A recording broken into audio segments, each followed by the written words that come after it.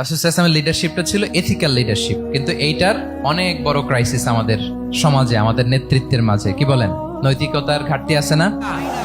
নৈতিকতা বিবর্জিত নেতৃত্ব, এটা দিয়ে কিছুই হয় না।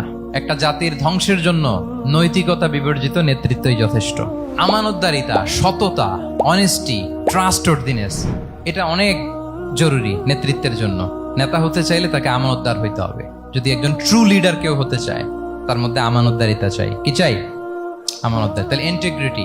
মজার ব্যাপার হচ্ছে, মক্কার কুরাইশরা, মক্কার লোকেরা রাসূল সাল্লাল্লাহু আলাইহি ওয়াসাল্লামের কাছে এসে আমানতের সম্পদ গচ্ছিত রাখতো। আবু জাহেলের কাছে রাখতো না, উতবা, শাইবা, ওয়ালিদ ইবনে মুগিরা, কারো কাছে রাখতো না। খেয়াল করে দেখেন, দল করে আবু জাহেলের, দল করে কার? কিন্তু আমানত রাখে কার বাসায়? কি অবাক করা কাণ্ড না? কর্মী হচ্ছে আবু জাহেলের, কিন্তু আমানতের সম্পদ রাখে কার কাছে?